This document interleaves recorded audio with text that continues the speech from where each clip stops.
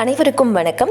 இன்றைக்கி நம்ம இஞ்சியை வச்சு நம்ம நார்மலாக பண்ணுற மிட்டாய் தான் பண்ண போகிறோம். நம்ம கடைகள்லாம் வாங்கி சாப்பிட்ருப்போம் இஞ்சி மிட்டாய்.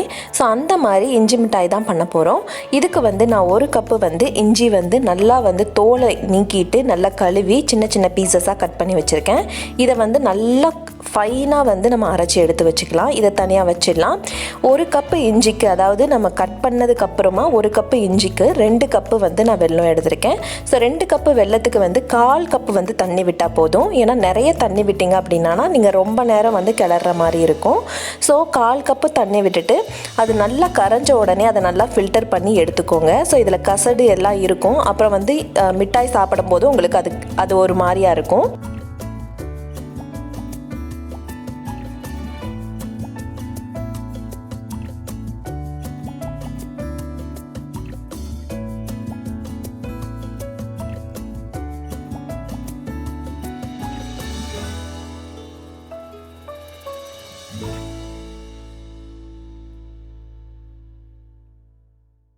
இப்போ பார்த்தீங்க அப்படின்னா நம்ம நல்லா வடிகட்டி எடுத்தாச்சு. இதை நம்ம பாகு பதத்துக்கு, அதாவது நம்ம உருட்டுற பதம் வரும் பார்த்திங்களா, அந்த பதம் வரைக்கும் நம்ம காய்ச்ச போகிறோம்.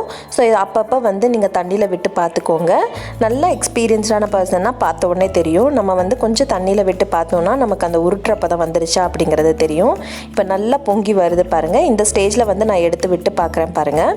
இப்போ நல்லா கையில் உருட்டுற பதம். அதே மாதிரி எடுத்து நீங்கள் கீழே போட்டிங்க அப்படின்னா, எதுலேயோ கீழே போட்டிங்க அப்படின்னா உங்களுக்கு டப்புன்னு அந்த கல் விழுற சத்தம் கேட்கும். ஸோ அந்த பதம் வர வரைக்கும் நீங்கள் எடுத்து நீங்கள் காய்ச்சுங்க.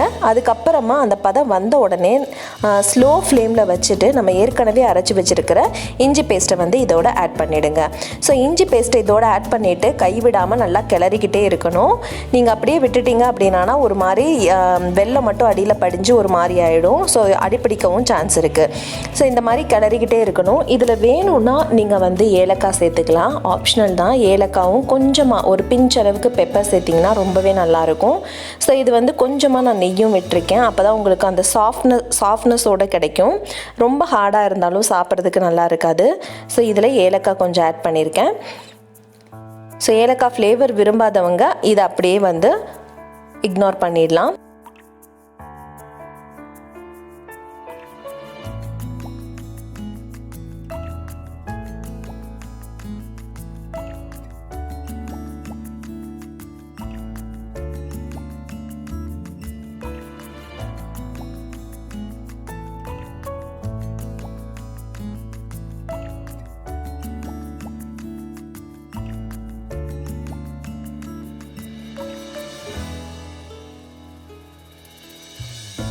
இப்போ பார்த்தீங்கன்னா முன்னாடி பார்த்ததை விட இப்போ கொஞ்சம் நல்லா கட்டியாக ஆரம்பிச்சிருக்கு. அதுவும் அந்த நுரைச்சி வர பக்குவம் வரணும். ஸோ அந்த பக்குவம் வர வரைக்கும் நம்ம இப்படி கிண்டிக்கலாம். ஓரளவுக்கு நுரைச்சி வந்ததுக்கப்புறம் நல்லா திக்காகி நுரைச்சிட்டு வரும்போது நம்ம ஃப்ளேமை ஆஃப் பண்ணிவிட்டு அதை ஒரு நெய் தடவின பிளேட்டில் கொட்டிடலாம். ஸோ ஆறுறதுக்காக தான் நான் கொட்டுறேன். நீங்கள் நெய் ஆயில் தடவாமல் கொட்டினீங்க அப்படின்னா நல்லா பிடிச்சிக்கும். அதுக்காக ஸோ இந்த மாதிரி கொட்டிட்டு கொஞ்சம் நேரம் ஆற விட்டுட்டு அதுக்கப்புறம் நம்ம விரும்பின ஷேப்பில் நம்ம இதை பிடிச்சிக்கலாம். நான் இன்றைக்கி உருண்டையாக பிடிக்க போகிறேன். உங்களுக்கு வேணும் அப்படின்னா நீங்கள் இன்னும் கொஞ்சம் நேரம் ஆற விட்டுட்டு இதை அப்படியே ஸ்கொயர் பீசஸாக நீங்கள் போட்டுக்கலாம்.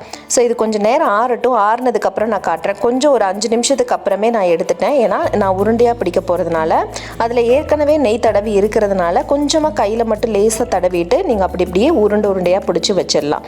ஸோ இதை நீங்கள் தனித்தனியாக எடுத்து வச்சுக்கிட்டீங்க அப்படின்னா எப்போ வேணுமோ ஒரு உருண்டை மட்டும் எடுத்து சாப்பிட்டுக்கலாம். ஸோ இந்த மாதிரி எல்லா உருண்டையும் பிடிச்சிடலாம்.